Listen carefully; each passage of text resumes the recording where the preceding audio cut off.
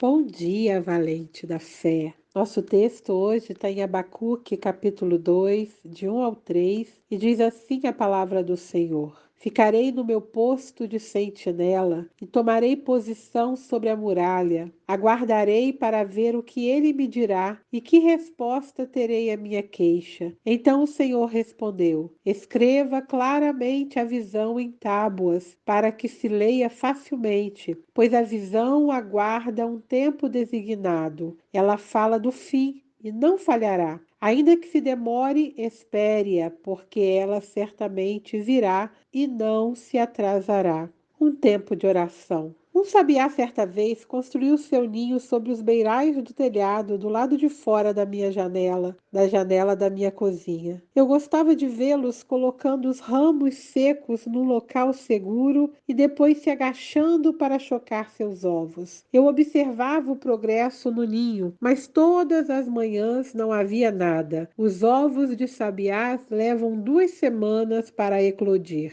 A impaciência não é novidade para mim. Sempre relutei para esperar, especialmente na oração. Meu marido e eu esperamos mais de 10 anos para a chegada da nossa filha. Décadas atrás, a autora Catherine Marshall escreveu: As orações são como ovos, que não eclodem assim que são depositados. Gostaríamos de falar a respeito de um homem citado na palavra de Deus, chamado Abacuque. Ele era um homem de Deus, um profeta que vivia em Israel em um tempo de muita violência, morte e injustiça. Ele conhecia Deus e desejava ver a sua vontade estabelecida, mas somente encontrava impiedade e sofrimento. Ele entendia que o que estava acontecendo era fruto da distância do povo para com Deus, mas ver os perversos prevalecendo e por ver e conviver com tanto sofrimento, clamava pela intervenção de Deus que parecia não fazer nada, fazendo indagar a Deus. O profeta Abacuque lutou com a espera em oração. Frustrado com o silêncio de Deus a respeito dos maus tratos brutais que estavam vivendo, ele comprometeu-se a subir à torre de vigia, ficar de guarda e esperar a resposta à sua queixa. Deus respondeu que Abacuque deve aguardar o tempo designado e o instruiu a escrever o fim para que se possa ler depressa e com clareza. O que Deus não menciona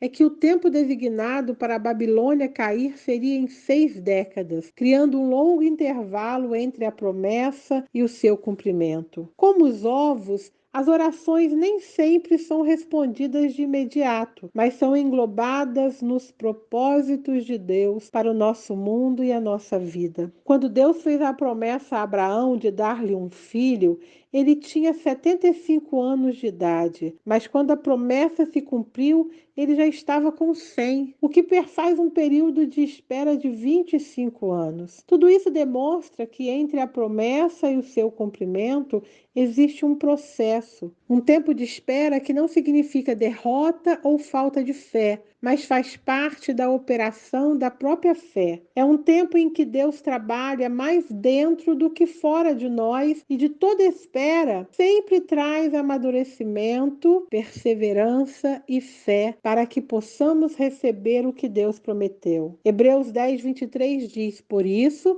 apeguemo-nos com firmeza à esperança que professamos, pois aquele que prometeu é fiel. Números 23, 19 diz: Deus não é homem para que minta, nem filho do homem para que se arrependa.